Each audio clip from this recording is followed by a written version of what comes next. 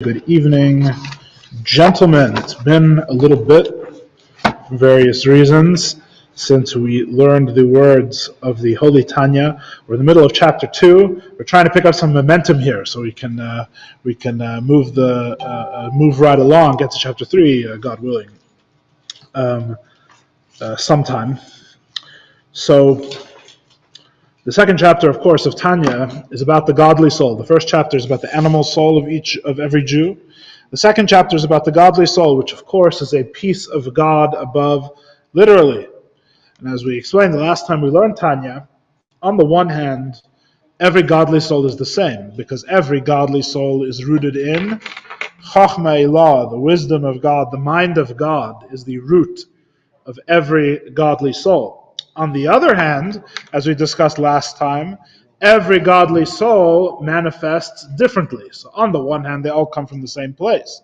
But on the other hand, it's not all souls are created equal. On the contrary, as we explained, they are different across generations. There's a general principle that the quality of the souls is descending in general over the generations. If our forefathers were like the head or like the brain, then we're like the feet, which is why this generation is called the Ikvus Mashiach, the heels of Mashiach, because just as the end of the body, the lowest level, is the heel, which has very little vitality, which is very insensitive and expresses none of the soul's great qualities, so too, the last generation of the Jewish people before the arrival of Mashiach is like the insensitive and lowly heel. Although, of course, as we also discussed, that doesn't that itself comes with certain qualities. If you need something to stick in the burning hot water, you don't want to stick your head in first. You want to have a heel that you can put in that won't hurt as much, that can survive the heat of and the pressure of the water. And so there's a reason why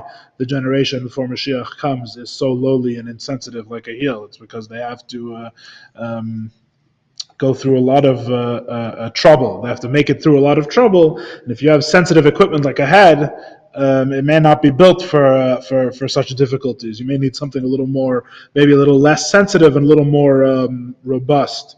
Stubborn would be a good word for it, actually. My wife said. Your wife said? My wife said. Oh, your wife's head in the water. Which generation is she from? Meanwhile, not just across generations, but also in our own generation, of course, there's also many differences in souls within each generation in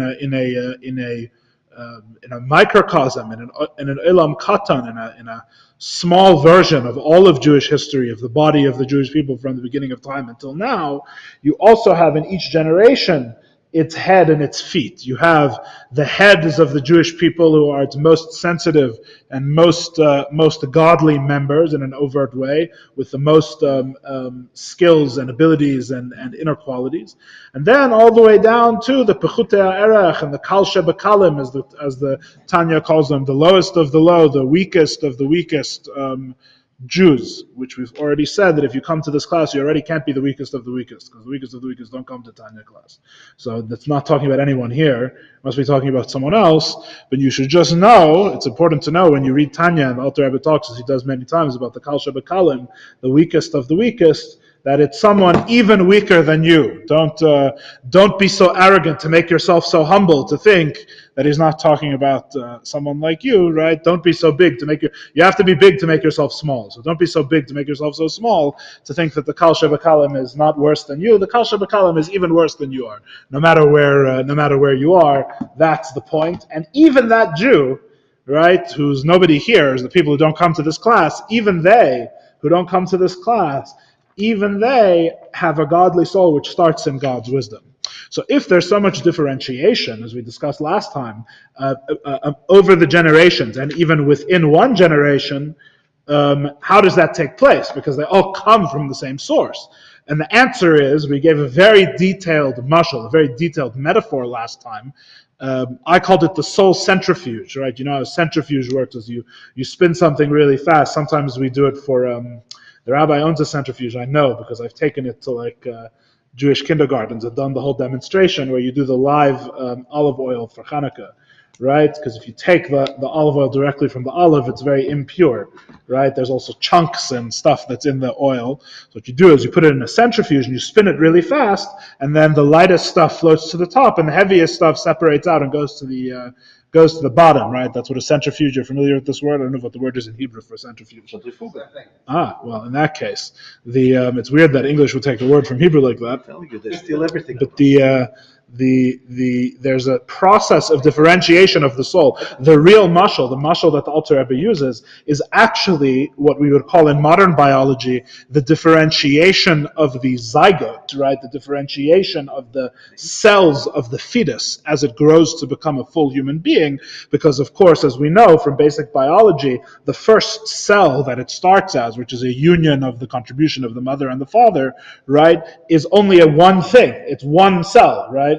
But that cell, as the fetus grows, slowly, that some of those cells become brain cells, and some of them become bone cells. Some of that matter transforms to become, as we said, down to the toenails. That's the lowest, right? All the way down to the toenails, right? And they all, even though they all start as the same thing.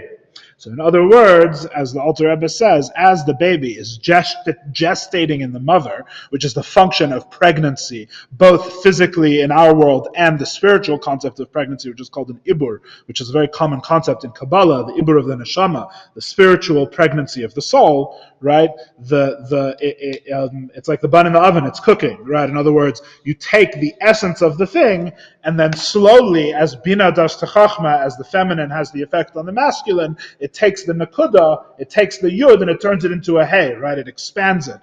What is one united buttle point, a point of nothingness, which is Chachma, is then expanded into a full yesh and into a full being with all of its interdependent and separate parts. You have a finger, and you have a toe, and you have a kidney, and you have a liver, and you have a brain, and all of and you have eyes and ears, all the different organs and functions of the body, which all work together, and every one of them has a critical function, right, or an important function. And all of them work together to function as one functioning.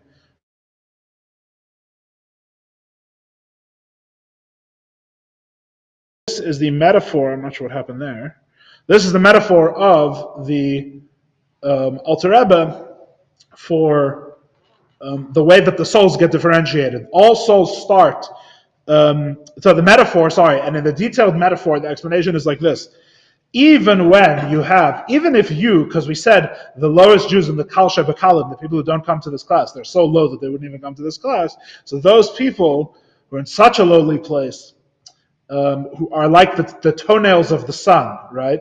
And the point we're making is that they all come from the initial seed of the Father. And the seed of the Father, as we've now explained multiple times, really comes from the highest part of the Father's being. It comes from his brain, it comes from his essence, from his deepest self and self-identity, right? Because if it didn't come from his deepest self, how could it recreate the whole person in its entirety from the deepest point? So clearly it comes and is able to recreate from the very deepest point of the Father, right? So how is the toenail of the sun connected to the deepest self and the highest thought of the Father? And it comes out in basically three ways. Number one, the toenail of the sun, even as it has become a toenail, what's it fundamentally made out of, right? What is its very substance, right? Is what was drawn forth from the Father, is the very substance of the toenail. Furthermore, the toenail, what is its function now? How does it live now?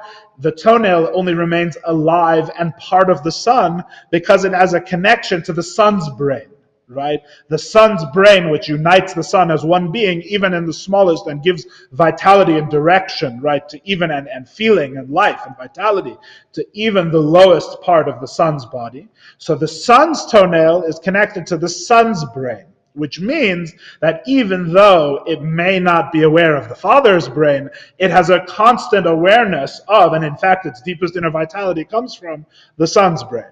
And the third point is what is the son's brain that the toenail is connected to? It's a copy of the father's brain. It's a copy of the father. So there's three ways in which even the toenail of the son is connected to the original source where the whole son came from, which was the brain of the father. Okay? This is, in short, the mashal of the Alter Rebbe. When someone asks you if you were ever on Jeopardy and they said, what is, well, they don't ask what is, they give you the answer, right? But if you're ever on Trivial Pursuit and they said, what is the mashal, the famous metaphor of the Alter Rebbe from the second chapter of Tanya, this is the famous metaphor, right? So there's many chapters in Tanya like this. If someone asked you what's the metaphor in chapter 4 of Tanya, you give a totally different answer, something about a king, we'll get there.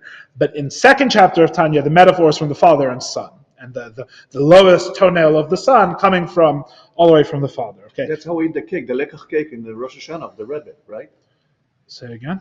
The cake that we get for Rosh Hashanah, it's a cake of the Rebbe because a piece of it each year. Don't you know that? I did not know that. Yeah. Who give you this information, this insider information? The lekach that Chani makes every year to give to us. Yeah. She got a piece of cake. I heard with the information, but where did you get the information? That's the question. From the rabbi. Ah, okay. Some people here are on the inside. I just live here. But anyway, don't tell him I did. Where was I? Sorry. That's okay. This is the mashal. This is the metaphor of the Alter Rebbe. This is the Alter Rebbe's mashal from chapter 2 of Tanya. We did not yet learn the nimshal. We did not yet learn what all of these details in the metaphor correspond to, right, in godliness. That's what we're going to, God willing, start today. So we're going to explain all the details of this metaphor from the toenail of the son. That's the metaphor, right? We're going to explain that metaphor now in terms of the godly soul and the godly soul's connection to its source, where its source comes from, which is the wisdom of Hashem, which is Chachmas Hashem. So let's open up our Tanyas. There's a few more here if more people want. Two of those are with English. One is just Hebrew, if anybody wants Tanyas. Otherwise, as always, I will read.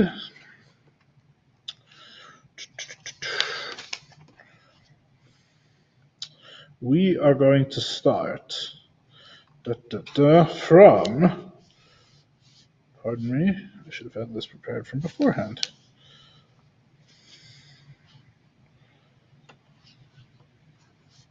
We are starting from the Kacha Mamish. It's page 12, about a quarter of the way up the page after the bracket. In the English, it is, oh wow. Which paragraph is it? Base. Bet. Bet 2, second chapter of Tanya. We are, and in the English, it's halfway up the second column on page 8, so as it were. Okay. The Kacha Mamish. Or the Kacha Mamash, to speak not in English. Okay. Says the Holy Alter Rebbe, the holy words of the Holy Tanya. Kacha Mamash Kavyachol. B'sheresh kol nefesh ruach haneshama shel kol Yisrael. So to, literally, so to speak, which is very interesting language, is mamash kavyachol. What's mamash kavyachol? Right, it's very interesting. Kacha mamash kavyachol, which means so to, literally, as if I was able to say it. Right, so it's literal, but you can't say it. Whatever that means. Yeah, it's a literal as if. It's a literal. It's a literal as if I could say it, which means I'll tell you exactly what it means. Yeah, but it's mamash keilu. Kacha mamash keilu, right? That's the question. So what does it mean literally as if? It means that, as I explained about the Alter Rebbe's metaphors before, right? The metaphors are literally true. In other words, the metaphor literally reflects the reason we're talking about the gestation of the fetus in connection to this reality is because that's the actual divine reality from which it derives. And therefore, the metaphor is literally true, but in what sense is it literally true? Obviously, only when it's stripped of the outside aspects of the metaphor. So in other words, what we're saying about what we're about to say about godliness is literally like the metaphor that we described. In fact, one derives from the other, as we've discussed previously.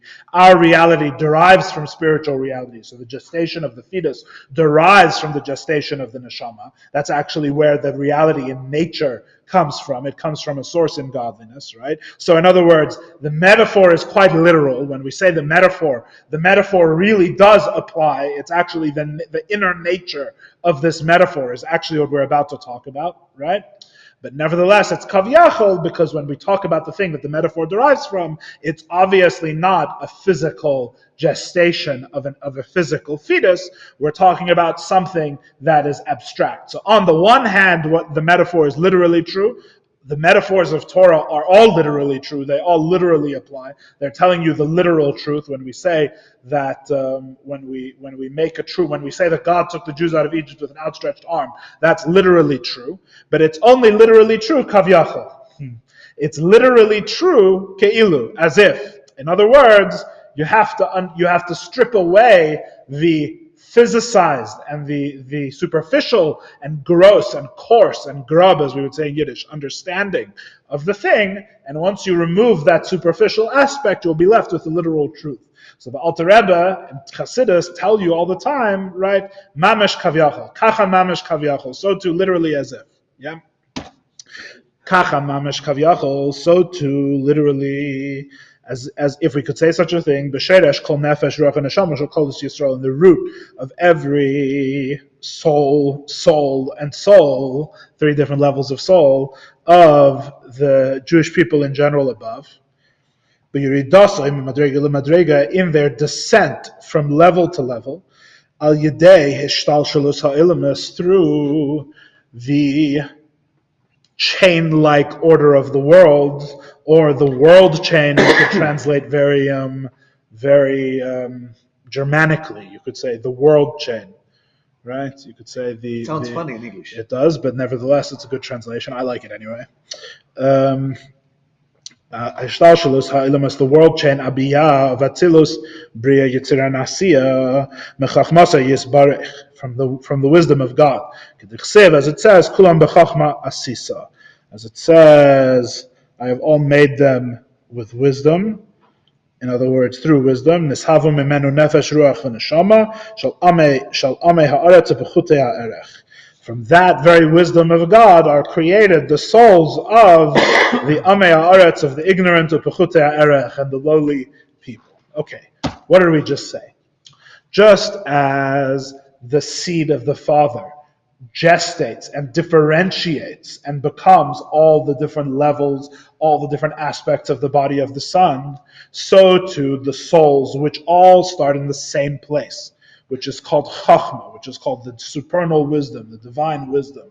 They all start in Chachma, but then they differentiate and descend and are affected by their descent through what's called Hishtalshelus, which means the world chain. It comes from the Hebrew word for chain.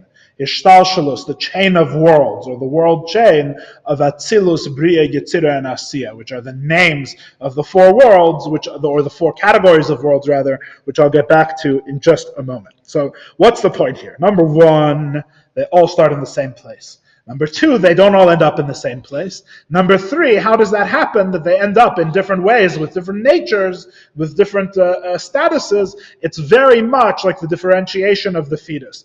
Just as the process of pregnancy affects some cells more, some cells descend and differentiate so profoundly that they can become something as dead and external as a toenail, while others only differentiate as much to become a brain. And others remain totally undifferentiated. They remain the stem cells, right, which have no differentiation, which is why they're so miraculous for medicine. That's why you can grow anything from them, right? That's like the idea of with stem cells, we should be able to grow someone a new lung or whatever, right? That's the idea, because they're not differentiated yet. So if you can convince them to differentiate themselves like a fetus, right, you could actually create anything from them, which is the idea, right? So just as that whole process works physically, the process of descent through the world chains and through the worlds affects that the souls, which all begin as the same, your godly soul and Moses' godly soul, begin in exactly the same place, but through this process of descent, right, Moses' soul remains very similar to the place that it comes from, whereas ours in this generation in general become much, much, much lower. Not as low as the people who would never come to this class, God forbid, but much lower than Moses' somewhere in between, right? So the question, can a a child Yeah. be higher than his father? Sorry? Can a child be higher than his father? Because in this case, I mean, it always go down. The metaphor of the child and the father is describing the differentiation of the different parts of the body.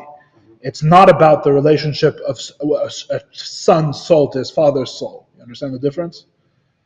We're not talking about son's soul versus father's soul. We're talking about the differentiation of all souls for all time, right?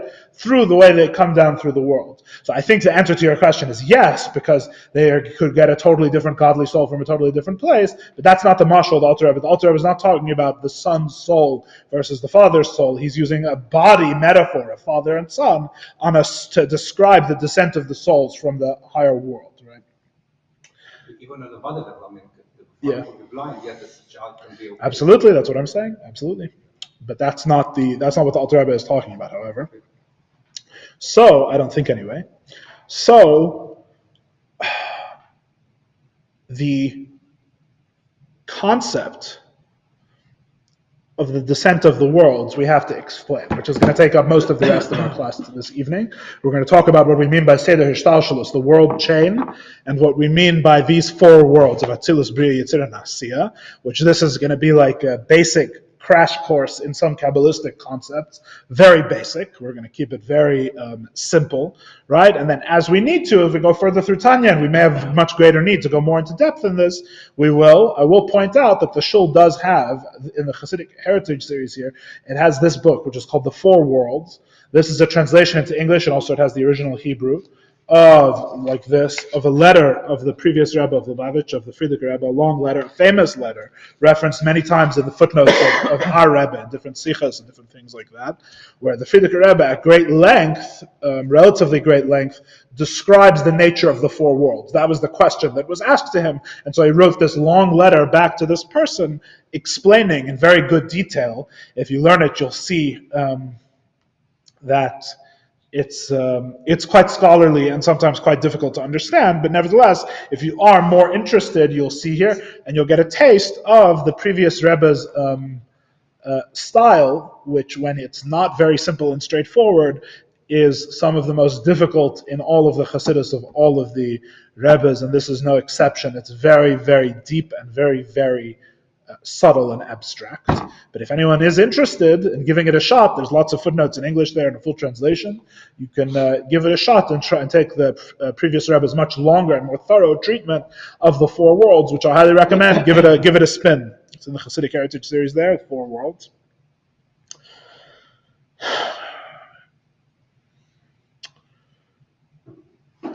We live in the lowest of all realms, according to Chassidus, right? We live in what's called the Tachton. This is the lowest place, the physical universe. The only thing lower than the physical universe is the Klippa and the Sitra Achra, is the things that actively deny God, which live within the physical universe. We meet them all the time. That's the only thing that's lower, and their nature is somewhat exceptional. They're a different type of thing, right?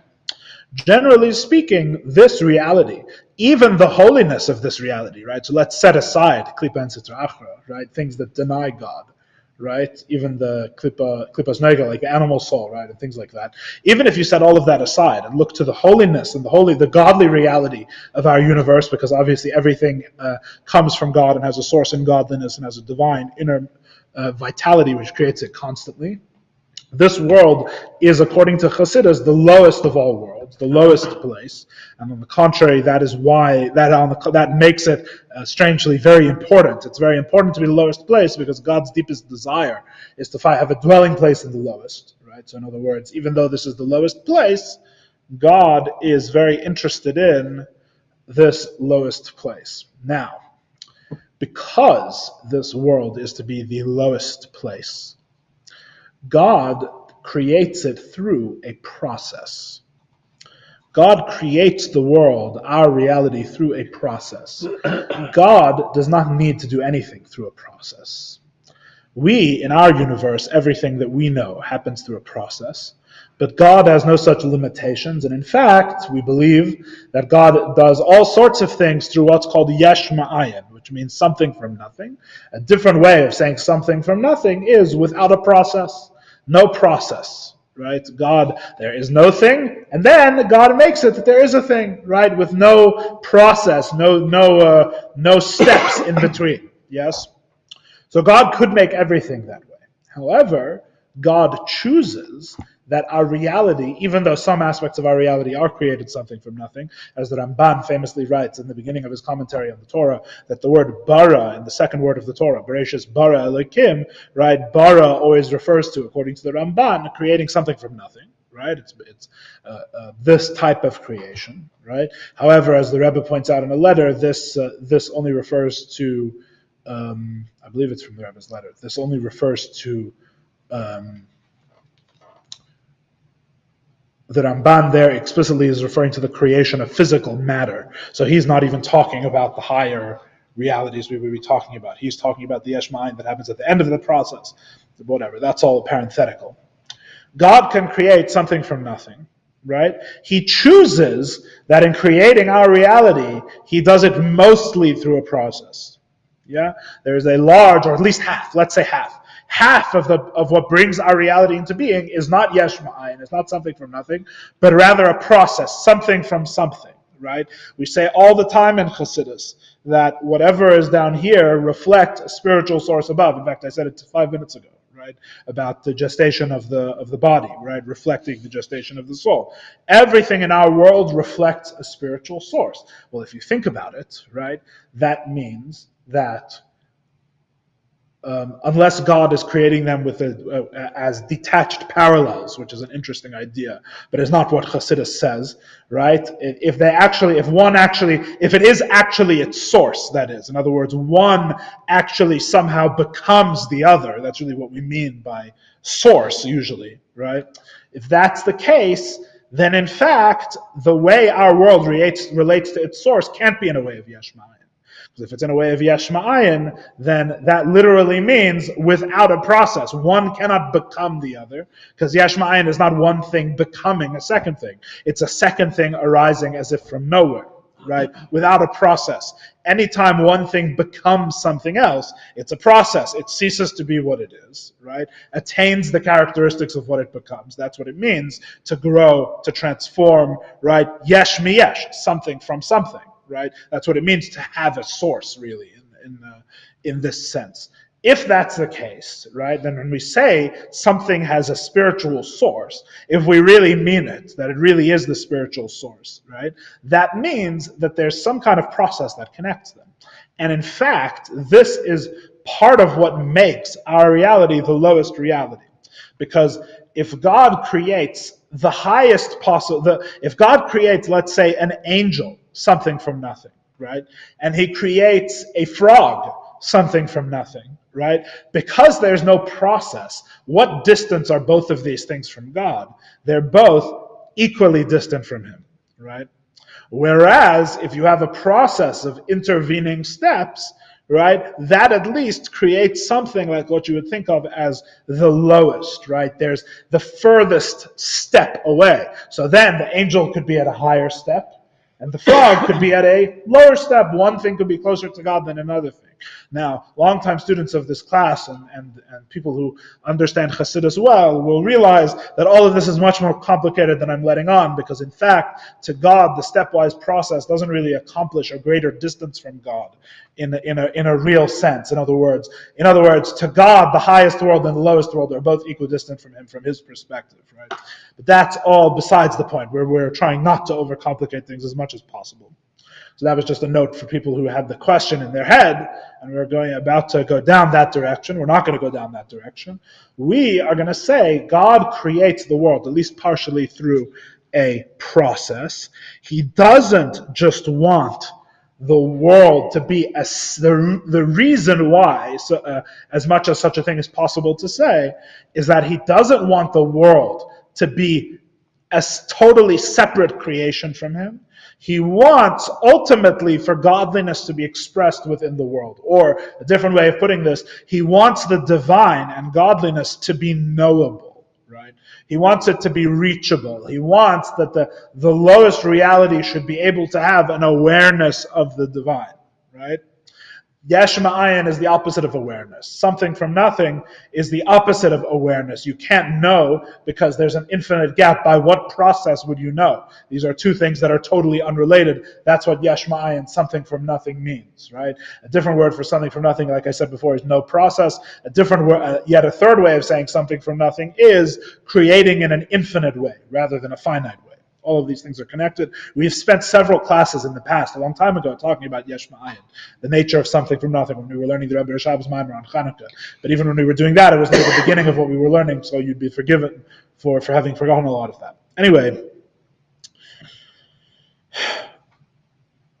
the fact remains that because things in our world reflect a spiritual source, knowing things in our world is actually a form, ultimately, of knowing godliness, or at least it can be, right?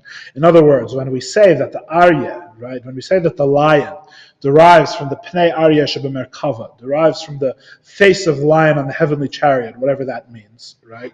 What we are saying is that there is some kind of connection between the physical lion as we know it and experience it, right, and this divine reality called the face of the lion, the face of the lion on the heavenly chariot, right? And one is in some inherent way, in some deep inner way, connected to and deriving from the other, right? Now, we definitely don't say that the physical lion is the cause of the lion on the face of the chariot, right? Which that gives us our direction. We know that the direction is first the lion on the chariot, which is a much more spiritual and overtly divine reality. It's much more closer to the original divine source. And then the further thing, as it comes down through many levels, is the physical lion.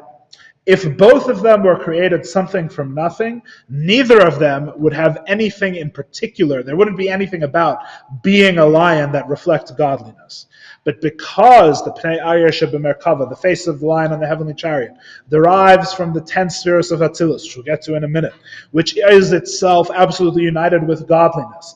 Therefore, the physical lion, which reflects the face of the lion on the heavenly chariot, which is in turn a manifestation of the 10 spheres of Attilus, which is in turn united with God, therefore, our knowledge of the lion, of what a lion really is here in the physical world, is in a very diluted, in a very distant form and physicized form. When it's attached to Gashmias, when it's attached to physical matter, it actually reflects the divine nature. In other words, there can be an experience of God not just as a visitor to this world, but in fact the inner reality of everything is an experience of God, which means that God is experienced not just as the infinite God totally beyond our universe, which is also true, but also as the closest and innermost God who is the deepest truth of everything that we experience. Yes? I'm not telling you anything you don't know already.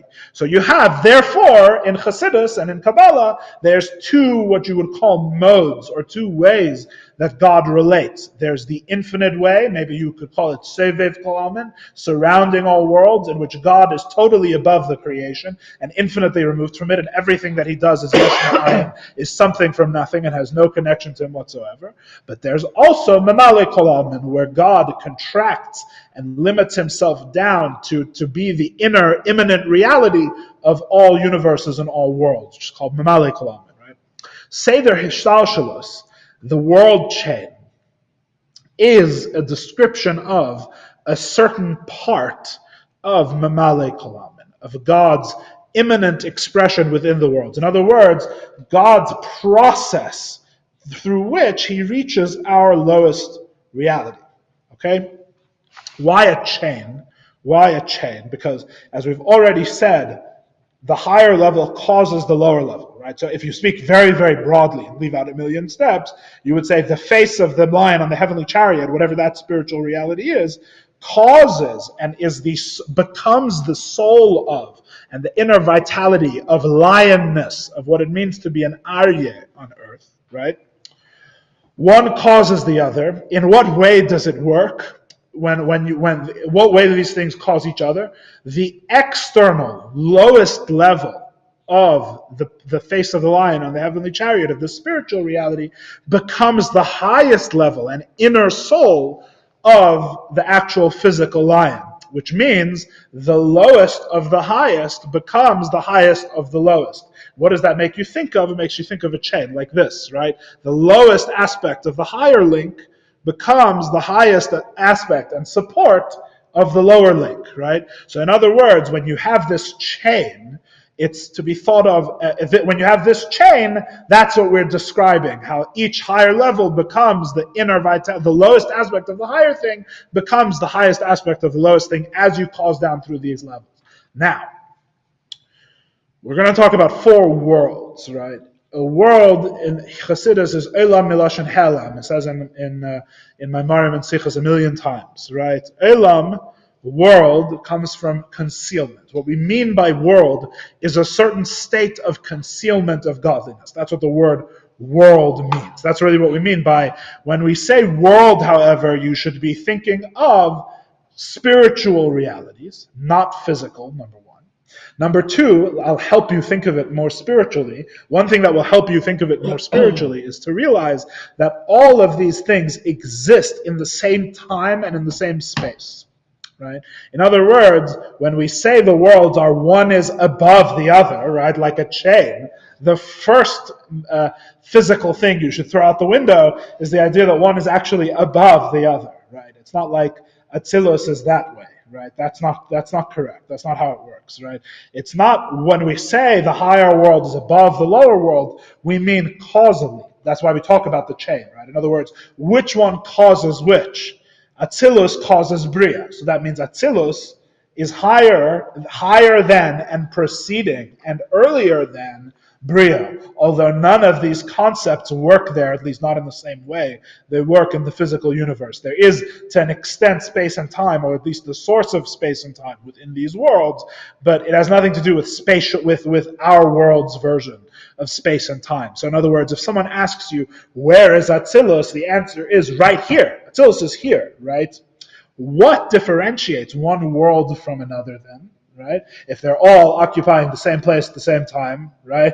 As we said in an earlier class a long time ago, when we were learning the Tzemach Tzedek, when there was a great physicist that was asked, what is time? And he says, it's what prevents everything from happening all at once. That's what time is, right? Time prevents everything from happening all at once, true, right? But all of these worlds are happening all at once and in the same place, because there's no space and time. So what differentiates them? What makes the difference between Attilus and Bria, or Yitzira and Asiya, yeah? The differences are all in the name Olam, right? Olam, as I just said, world means concealment.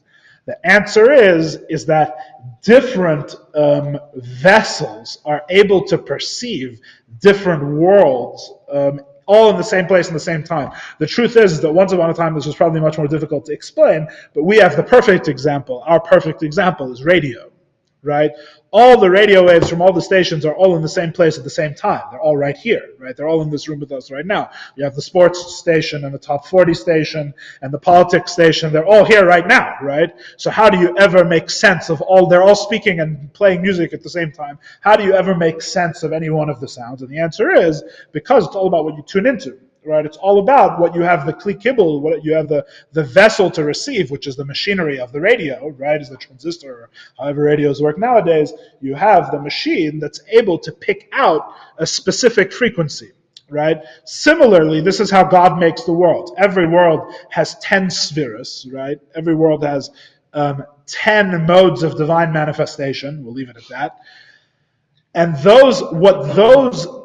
each one is made of lights and vessels, and what those vessels are able to receive determines the entire limit of and the geder of that world. In other words, the Bria vessels are only able to receive a certain amount of the revelation of Attilus, and that creates the consciousness and the reality of Bria, right?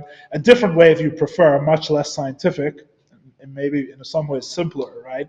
Is you can think of it almost still a bit sci-fi though.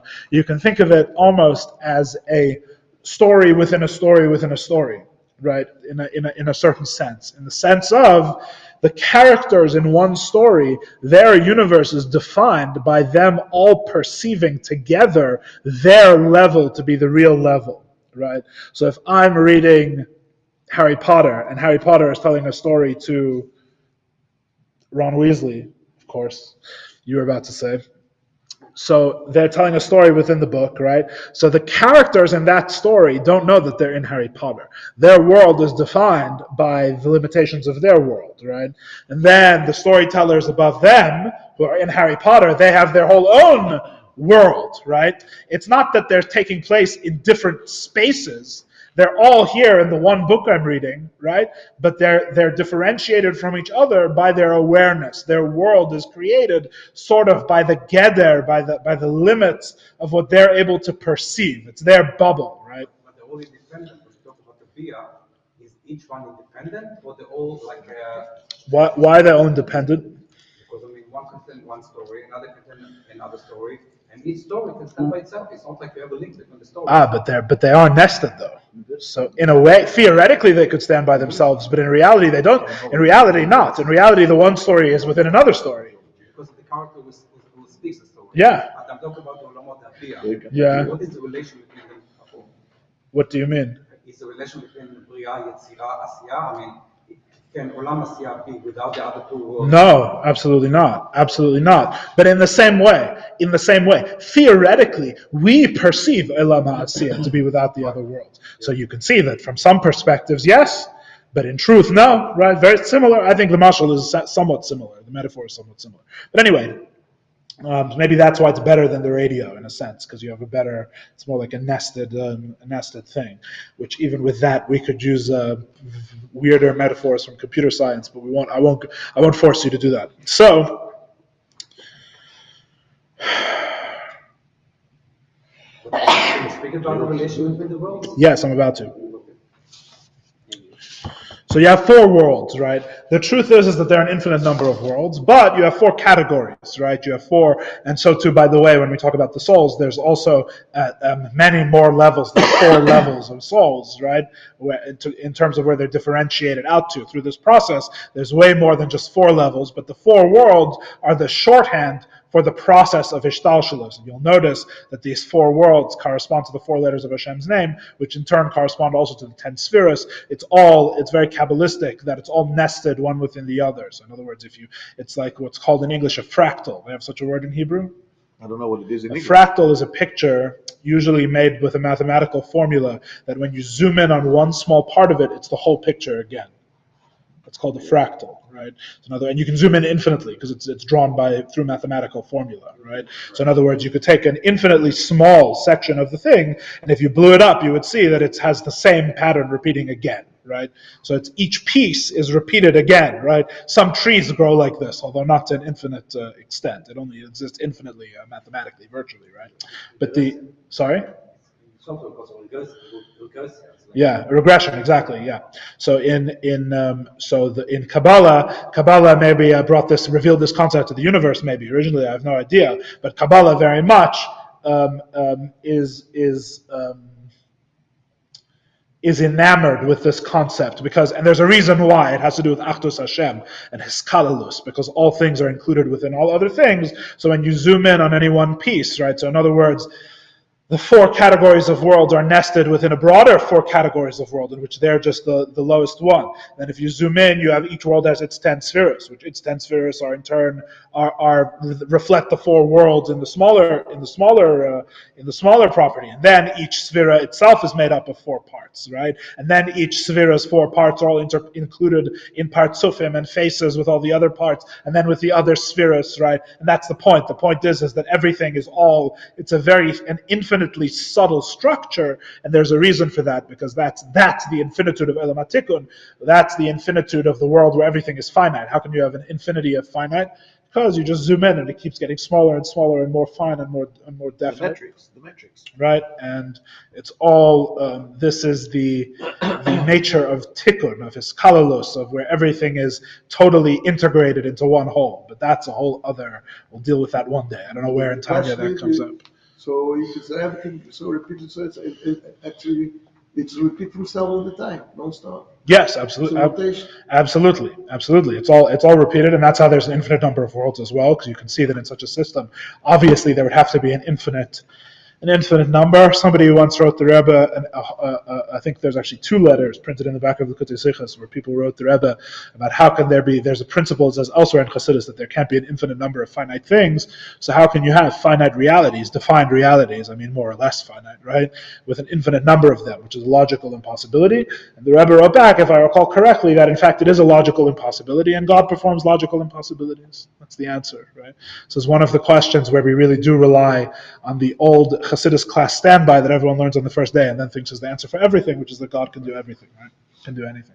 In this case, it's actually true. In this case, actually, you may say that there's an infinite number of worlds because God can do anything. Anyway, so, but you have 4 general categories, right? In a sense, without, I know I've already overcomplicated everything, I apologize, but you have 4 general categories. The general categories are called like this: Attilus, normally translated as world of emanation, highest world; Bria, world of creation; Yitzira, world of formation; and Asiya, the lowest world, which is the world of action. I have to note that when we talk about Asiya, usually we mean the spiritual world of Asiya, which is still not our universe.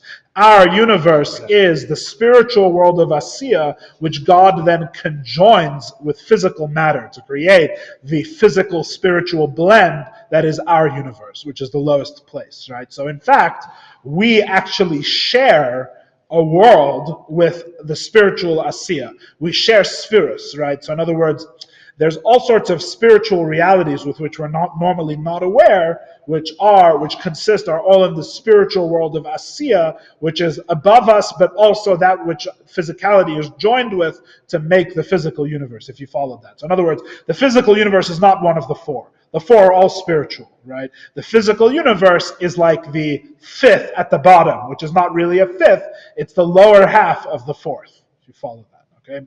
Because the only reason I bring it up is because everyone always wants to know where are we on the map, right? So the answer is we're such an afterthought, we're actually not even on the map, really. The 4 worlds, we're talking about 4 spiritual worlds, right? This is all the process of bringing our universe about, yeah? Okay.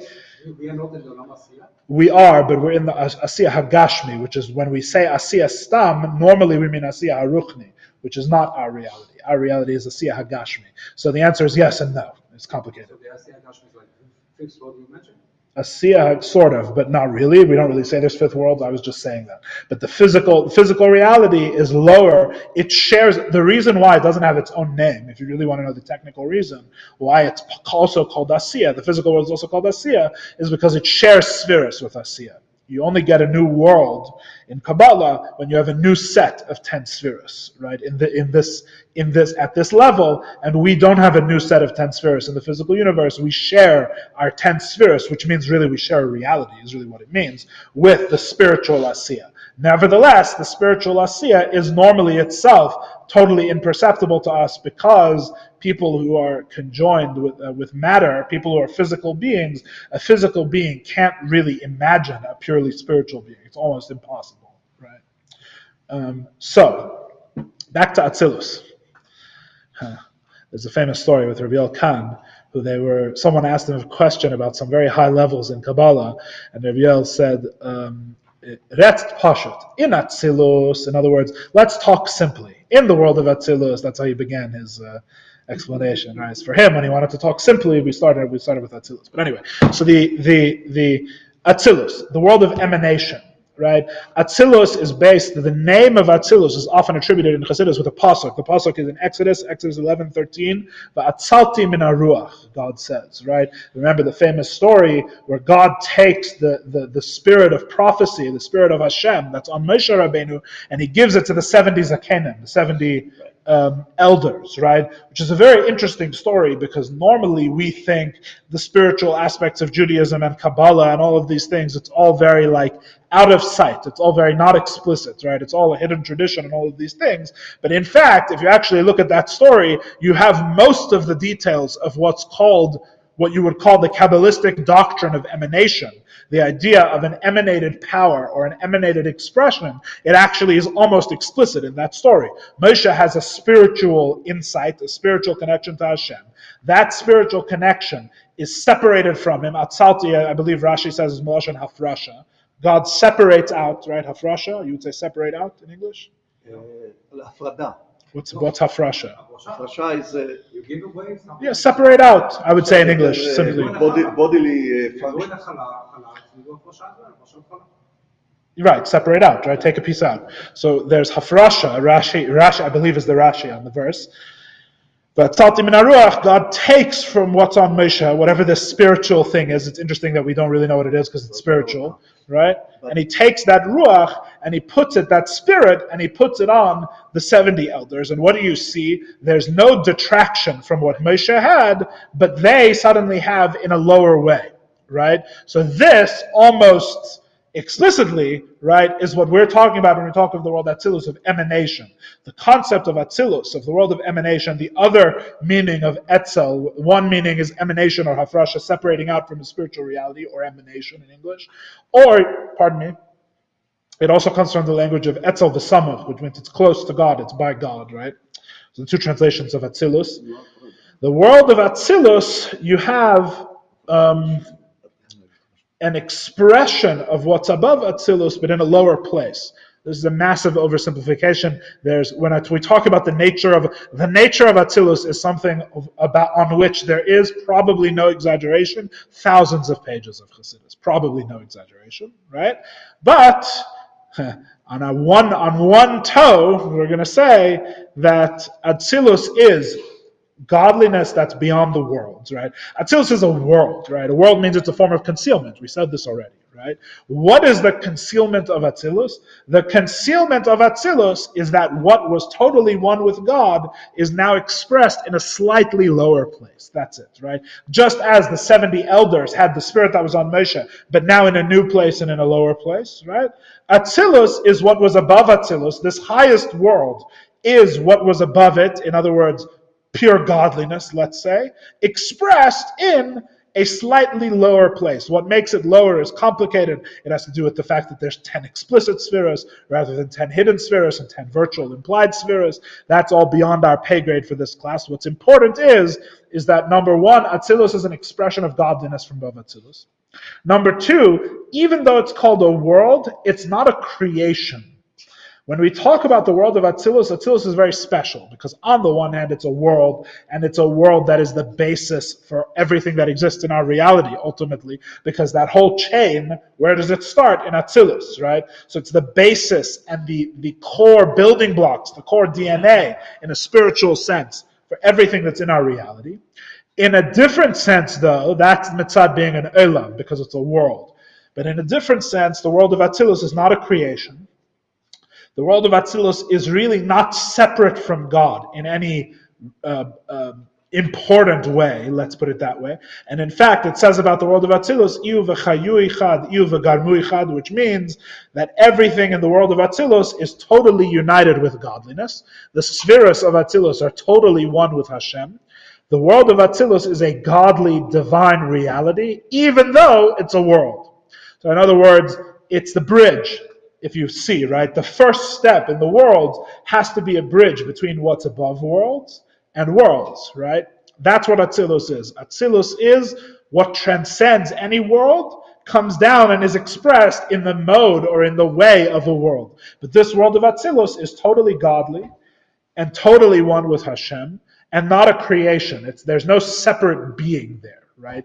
In other words, when you're talking about Attilus, you're still talking about godliness. You're talking about Hashem. You're not talking about something that's become a separate being from Hashem in any significant sense.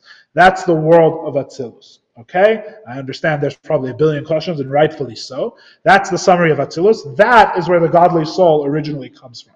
And not just from there, but from the highest sphere, the very first step of Attilus, which is Chachma of Attilus, the wisdom of Attilus, God's wisdom. That is in the world of Attilus. Yes? Elysium. Sorry? Elysium. Yeah, maybe that's the Greek name. Bria, the second world or category of worlds, which receives from Attilus, the outermost aspect of Attilus, which is called Malchus of Attilus, right? And the Kalim of Malchus of Attilus, which is the outermost of the outermost, goes and becomes the inner vitality of the world of Bria. Bria is the world of creation. Okay, so this is normally called the world of the Malachim, the world of angels, because the highest angels, like Michael and Gabriel, exist in the world of Bria, the world of creation. The world of creation, we haven't got much closer to things that we can understand, frankly. In fact, it's going to turn out that really what we understand is the lowest level of Asiya, and that's pretty much it, right? Because the world of Bria, just in case you think when we say it's a creation that makes it easier to understand, the world of Bria is called is Chassidus and Kabbalah's version of what's called the Chemer Hiyuli, which means hylic matter, which is a Greek term. I don't want to overcomplicate this too much. What it means is formless matter, which means, a different way of saying it, is that Bria is something that exists, but all it does is exist. In other words, it has no other traits and no other qualities except that if Attilus was nothing, in the sense that it was totally godliness and there was no creation, now there is something. Right? What is this something? You're speaking too coarse. You're speaking too grub. Right? To say what it is incorrect. Right? It's something, but it doesn't have a what it is yet. Whatever that means. If you can't picture it, you're getting the point. That's the idea. The idea is we can't picture it. Right? This. When we say it's matter without form, formless existence, again, it's vital to point out, we mean this spiritually, because this terminology is used in Lahavdil, non-Jewish philosophies, so you may have heard it before, perhaps, unlikely, but possible. Just to point out, usually in those philosophies, it's referring to physical matter without form, right? The same matter that the table is made out of. This has nothing to do with physicality. Again, this is a spiritual. So in fact, even when we say matter without form, it's really matter, whatever that means there, and form, whatever that means there. In other words, we're still speaking completely metaphorically, right? Nevertheless, the description of the world of Bria is matter without form, existence without quality, existence without shape, right? We've gone from the nothing of Attilus to the something of Bria. And in Bria, again, there's 10 spheres, there's these angels, right, which this makes it much more mysterious. What are these angels if they exist in such a place, right? And all of these realities exist there in the world of Bria. Then you have the world of Yitzira. Yitzira is the world of formation. Of all the four worlds, Yitzira is spoken about least in Chassidus, which makes it most interesting, right? To make this veil, there's a certain mystery to it, right? The world of Yitzira is the world of general forms, right? Translated as the world of formation. The lowest level of Bria becomes the inner vitality and the inner truth of Yitzira. I should point out, by the way, just 1 second, I left out something about Bria. It's important to note that in Bria, the creations, even though they're creations, have 100% awareness of Hashem to the extent that a creation has the ability to be aware. In other words, the creations in the world of Bria are totally batal. There's no such thing as, just as if a fish was aware of water, right, and the water that kept it alive, right? So too, in Bria, all the creations that exist there, like the angels of Bria, are totally aware of godliness at all times, right? It's not like they're creations like we exist down here, where we think we're really something separate from Hashem. There they exist, so they've been created as separate, but it's a separate existence with a 100% total awareness of godliness at all times. Godliness is really not concealed there at all. Then you have a lower place, which is called Yitzira. Yitzira is the world of general forms, right? I'll tell you what it says in Chassidus. I can't promise that I understand what it says, but I'll tell you what it says.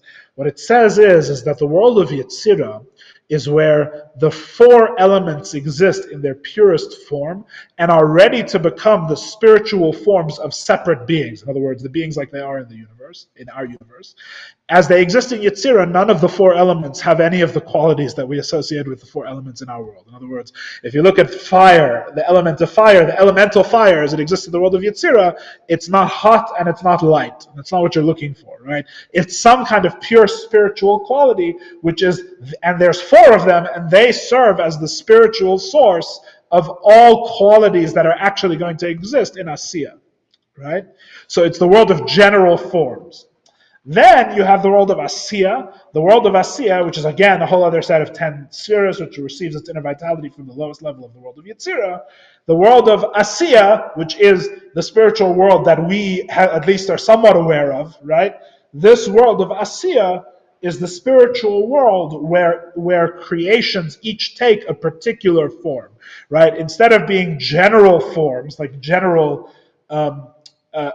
spiritual building blocks, each creation finally attains its own nature, which should indicate that this is the first time that in this whole story that anything is normal, right? Like we're used to it, right? Where the chair has its nature and the table has its nature, right? This is really all Olam Ha'asiyah thinking, right? Where anything has its particular nature and anything is a particular thing rather than being a manifestation or knowing the divine, right? This is all in the world of Asiya.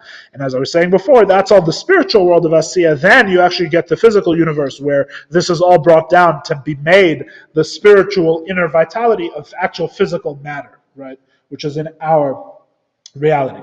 This is a general description of the four worlds. The lower three worlds sometimes are called, people who know a bit about Kabbalah may have heard of this, that the lower three worlds of Bria, Yitzira, and Asiya, which are their acronym is Bia, they are described as Chemer, Tzura, and Tikkun, which means matter, form, and repair or reparation. Because Asiya, which is the lowest world, is when each individual creation is repaired and made whole with the particular form that it has.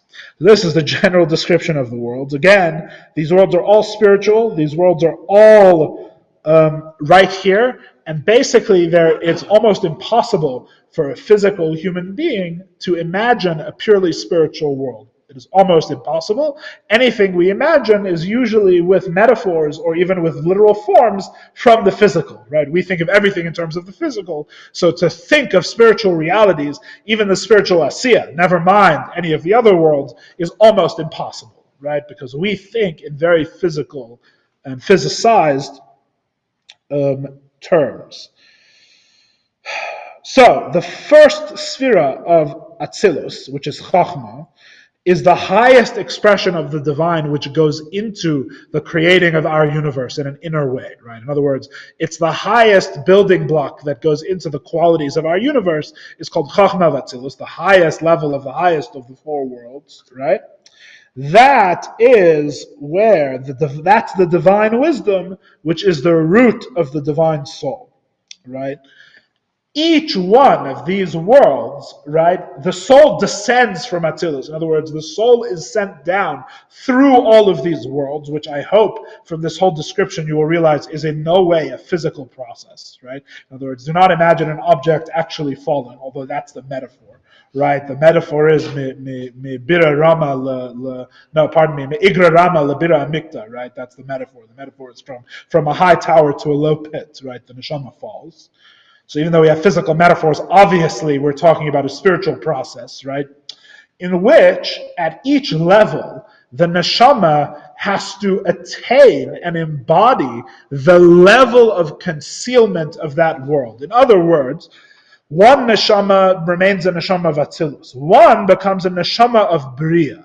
Yeah, which means that its view on godliness naturally is the way they see God in Bria, which is as a separate creation but with full awareness of the divine.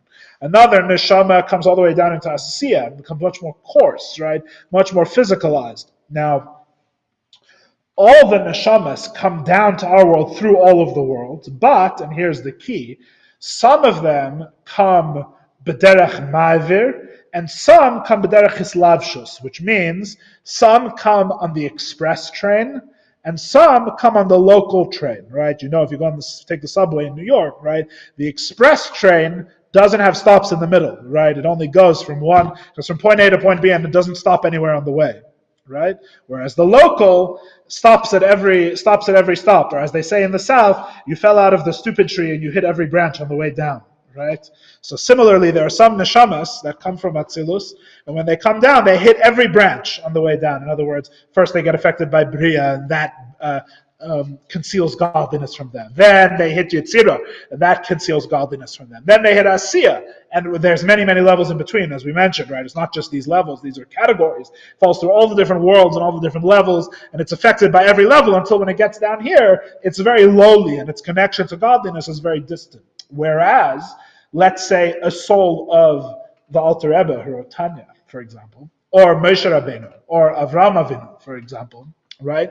Their souls start in Atzilus, and they come down to this world direct, express train. They come through Bria, Yitzira, and Asiya, but are not affected by any way. They pass through, but without any lingering, without any effect, right? And so in our world, you can get neshamas that still have, if they can be in touch with and express that godly soul, it still sees God with the clarity of Attilus, which Attilus is not even seeing God. Attilus is unity with God, right? Or with Bria, or with Yitzira. So this is how you get souls of all the different levels. Just as the different cells of the body gestate, and some remain stem cells, but some become toenails, so too the souls come down through the worlds. Some remain Attilus neshamas, which are very rare, right, in general. Some become the lowest of the lowest of the lowest level of Asiya, right? They get affected all the way through to all of the different levels. And what's the difference? The difference primarily is the sensitivity and the awareness of God. That's really the primary difference, is how many layers of concealment does the neshama have wrapped onto it, like garments, right, that prevent it from fully seeing the original reality that it comes from. So some neshamas have barely any concealment or no concealment, and some neshamas, which are much more common, right, have a lot more concealment and are affected by different levels on the way. So this way we understand how all the neshamas which start in the same place, which is in Chachma of Attilus, right, they nevertheless become differentiated and attain all different levels until we get the lowest people of the lowest generation, right, whose neshamas, whose godly souls, right, this is all without animal soul. We're talking about the fundamental capabilities and sensitivities of the godly soul itself. They have a piece of God, but that piece of God is very, very, very covered over by all sorts of other perceptions, even within the realm of holiness, right? This is all without at all getting into Klippa, Nefesh HaBahamis, the things of the Yeshus of this world, the independent realities of this world, which think they really are separate and are against God and or deny God, God forbid. This is all in the affirmation of God, but even within holiness and the affirmation of God, you have levels which are much, much lower and much, much more numb or insensitive, right, in the lowest place, and you have others which retain that connection in an overt way and are much more sensitive. So next week, God willing, we will go further and discuss more of how this connects to the metaphor. And next week, God willing, we'll talk more about Tzaddikim, because one of the primary places, few places in Tanya, where it talks about the role of the Tzaddik and even of a Rebbe, is in the rest of the second chapter of Tanya, which we'll get to, God willing, next week. Go ahead. But the interesting thing